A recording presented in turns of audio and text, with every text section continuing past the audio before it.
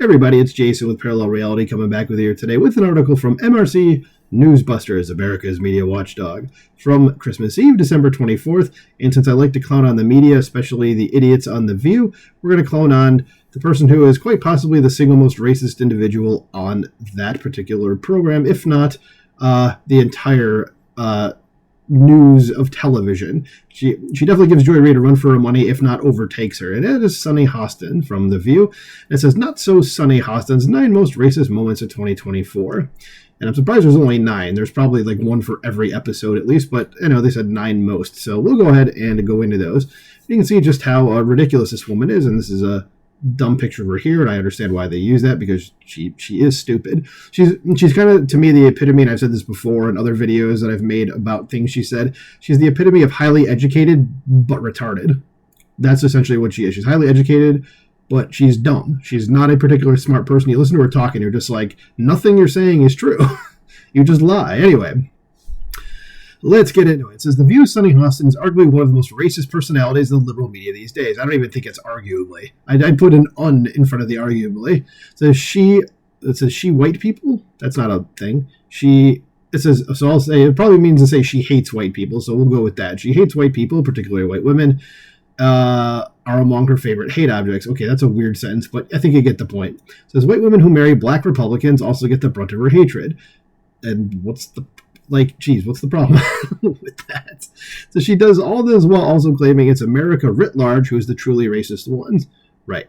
It says, from decrying Senator Tim Scott's engagement to a white woman who cares, to lashing out at female athletes for being white and pretty, to denying the existence of black Republicans, listed here are some of Hostin's most racist moments of 2024. It says, presenting in chronological order are 9 of those moments and one deeply ironic revelation about Hostin's family that came to light this year. Yeah, and I've talked about that in other videos too. Is if you don't know about that, I'll leave it. I'm not going to go into it right now, just to save it as kind of like a maybe a twist ending, which I think you'll find funny if you don't know anything about her. But if you're in the process right now of looking up, like, so what about Hostin's family? Trust me, you're going to have a big laugh after you read a lot of this stuff. Let's get into it. It says, in January, Hostin spit venom at Senator Scott's engagement to his girlfriend Mindy, who is white. And again, I don't care. It says, the miserable co-host of The View suggested that the engagement was proof that Scott was just a puppet of white people, a la the movie The Sunken Place. And this is a quote from her. It says, but he's in the sunken place, okay? I mean, that's just the bottom line for Tim Scott. What's so fascinating is he's running for vice president. He's running for vice president. No, he's running for president. Not vice president, so okay. Says he endorses Trump on a Friday and then gets engaged on a Saturday and announces his engagement on a Sunday because it's like, pick me, I'm getting married this year. No, I guarantee you he didn't think that even slightly. He just wanted to marry the love of his life, and, that just happened to be the day things were announced. Like, what's the problem here? And she continues on by saying, and no other vice president has been unmarried, right? And has been successful. So it just screams, I want to be your vice president. I love you. Like, okay, no. Again, like I said, this person is not intelligent. So that was number 1, but I didn't see anything, though, about it saying, like, her giving him crap because he's marrying a white woman, but I wouldn't doubt it for a second that she did, and especially, well, here's the link to it, so maybe they just didn't clip or type out the right part here, transcribe the right part, but she's trying to make him out to be like a pick-me sort of dude, and it's like, no, that's just when it happened. There's nothing wrong with that. And next here says, Hostin kicked off Black History Month by insisting that it was not only incorrect, but inappropriate to say the vast majority of America was not racist. No, that's fundamentally true. Okay, you might not like it, but if you disagree with it, you're just wrong, and find a way to deal with it. So it says, when our co-host Alyssa Farah Griffin, traitor, tried to nail Hostin down on whether or not she was asserting that the vast majority are racist, Hostin tried to shut down the debate by calling it her lived experience, which meant no one could question her. I'll say, and I don't care what you're... Yeah, so, again, this is the thing. It happened to me, so it must be the same for everybody. Okay? Without looking and going, maybe that was just you. And it's like, I'm sure she had something like that happen. I think everybody in their life, at the age she is, and I think she's heading up on 60. I think I saw she's like 57 or 58 or something like that.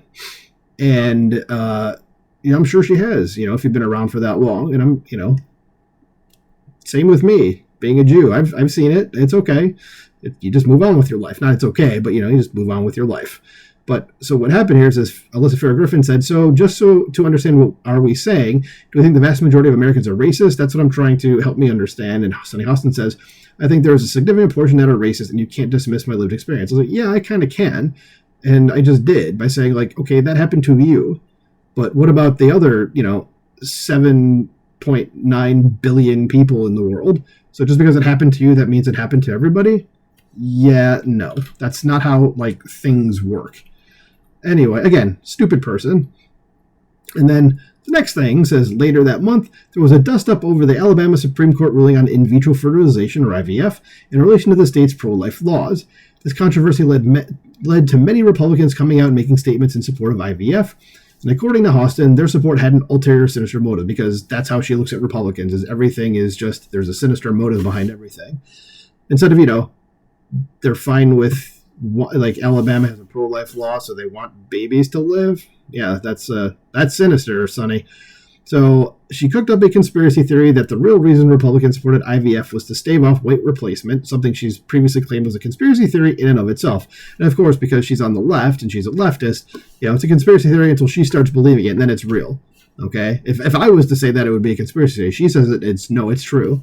So what Sunny Hostin said here, and here's her quote, it says, I think they do want you to have more children, and they are just not saying the quiet part out loud. And yeah, we want everybody to have more children. What Elon has said this a million times on Twitter is that the population rates are going down all over the world in certain places, and we need to have more kids. So what's the problem? It says multicultural Americans are going to become the majority population by 2050. By 2050, the Hispanic Americans are expected to have the most population growth, an increase of about 6%, while the white population is expected to decrease by about 11%. They're coming out sort of against it and not being able to explain why. No, I think we did okay there. It says they want to have more American white children born because the birth rate has gone down. No, everybody should be. Okay, it's not a replacement theory thing. It's just everybody should be having more kids because population is on the decrease everywhere. There's nothing wrong with that. So, and again, Sunny Hostin only sees things through the lens of race, and that's it. So her mind has been corrupted. We'll put it that way. And I just want to scroll down really quick to see something. Okay, so, the Coleman Hughes thing. That's who that dude was that you just saw. We'll come back to that. So here we go. So it says, Hostin gets particularly offended when people decry her brand of racism. During an interview with author Coleman Hughes about his book about removing race as a factor in government programs and policy making, which is what should happen, there should not be. Race should not be a factor in that. So Hostin called Hughes a charlatan and a pawn of Republicans, and Hughes did not identify as Republican. And he himself, I think, even said, I think I remember this. And if he didn't say it on The View, I've heard him say it before where he said he's like, I'm not anything. He's basically, I think, like a former Democrat. But he's like, right now, he's just kind of, without a home sort of thing. But he said, I think he said he's never voted Republican. And that's fine, But yeah, I remember this, and it was like she was just making these arguments about like, you're black, so you should think this way. And he's just like, no, I can think however the hell I want to think. So she said that this is not my question, but when you say that socioeconomics picks out people in a better way than race, when you do look at the socioeconomics, you see the huge disparity between white households and black households. You see the huge disparity between white households and Hispanic households. So your argument, and I've read your book twice because I wanted to give it a chance, your argument that race has no place in that equation is really fundamentally flawed in my opinion. And I remember it might have been Joe Rogan that Coleman Hughes was on like right after this, and he even said, like, there's no way she read the book twice, given some of the things that she said, which he's like, I never said some of the things she's claiming I said. So she's like, she did not read the book twice, maybe not even once. But then finishing off this part, that Sunny Hostin says, that part is true. But as you're a student of Dr. King, I'm not only a student of Dr. King, I know his daughter Bernice, right? So I'm going to get my question. So you know Martin Luther King's daughter. Congratulations. What does that means? Like, again, she's trying to use something to say, like, you can't question me because of this. So it's like kind of an appeal to authority argument. But, okay, great. And if you were a student of Dr. King, Sunny Hostin, you wouldn't think the way that you do. In a way, scroll down here. Keyboard's not working. There we go. And that's Coleman Hughes. That's the actual segment right here where she's talking to him. And go listen to it. He's a very smart dude. And he kind of runs circles around her. And she just is kind of like drooling on herself. Next thing from Sunny Hostin says, during the height of the politically motivated hush money trial against President-elect Trump, Hostin managed to make it into the courtroom to watch it live. I don't know how the hell that happened. In addition to saying it was her first time seeing Trump in person and was radioactive orange, okay, her other comments about skin color huffed about there being too many white people in the room. And she said, what I want to do is give a little color to the courtroom because a lot of people, and Whoopi Goldberg said, oh, redo that. Says Hostin, no, a little color. I mean that literally and figuratively. So,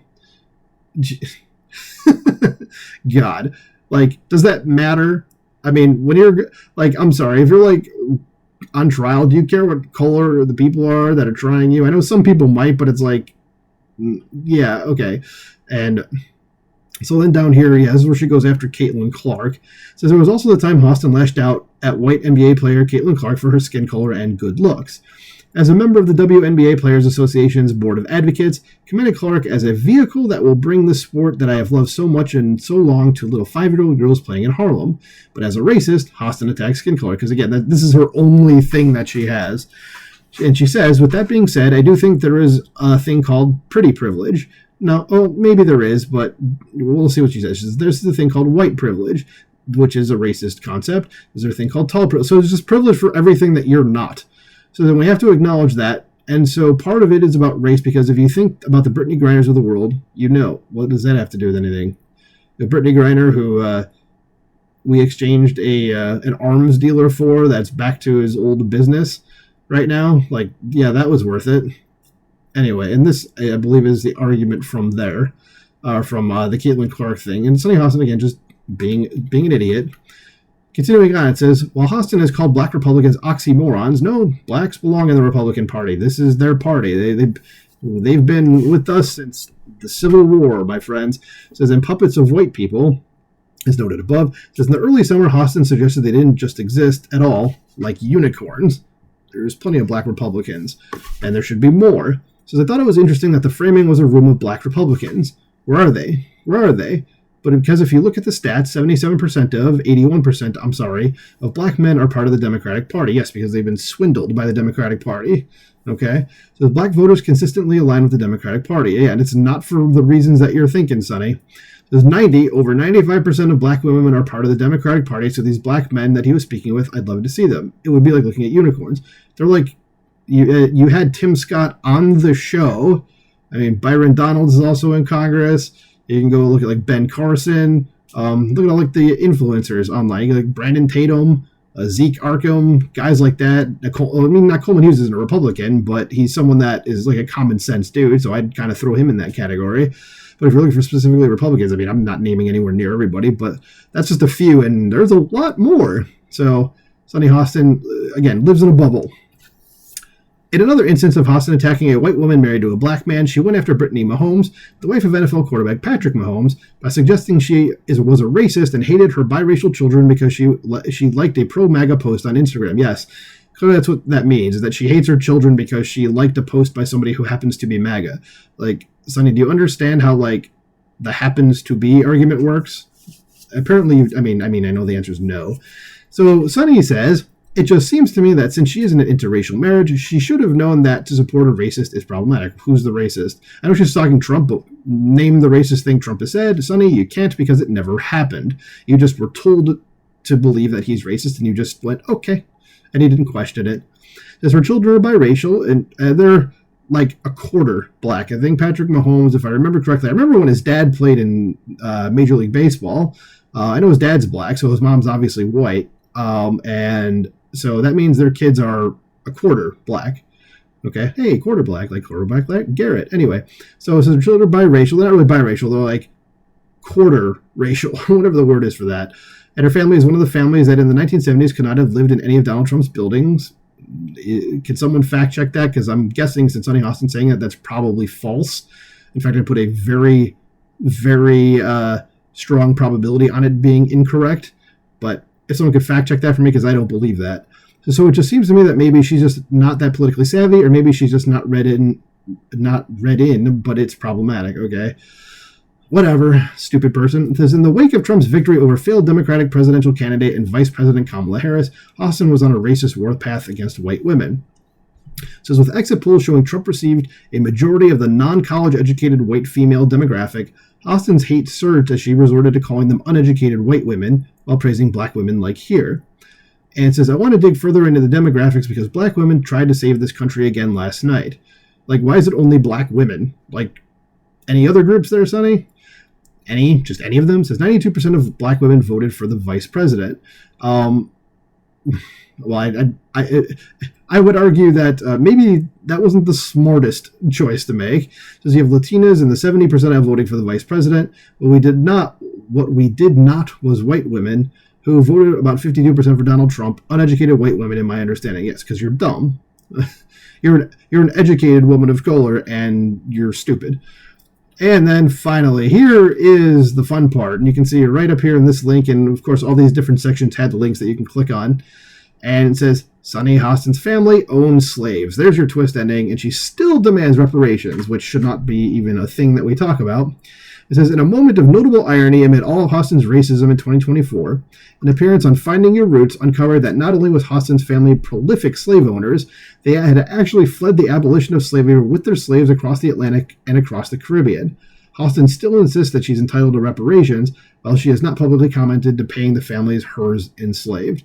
No, you're not entitled to reparations. You were never a slave, and you go a few generations back, they were also not slaves, and I'm not paying for your reparations because I never had slaves. My family wasn't even in the United States at that point.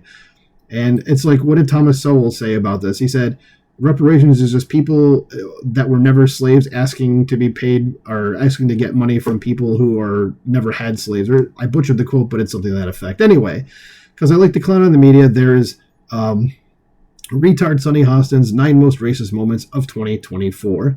So let me know what you think about this in the comments below. Like, share, subscribe, and I'll talk to you soon. Bye.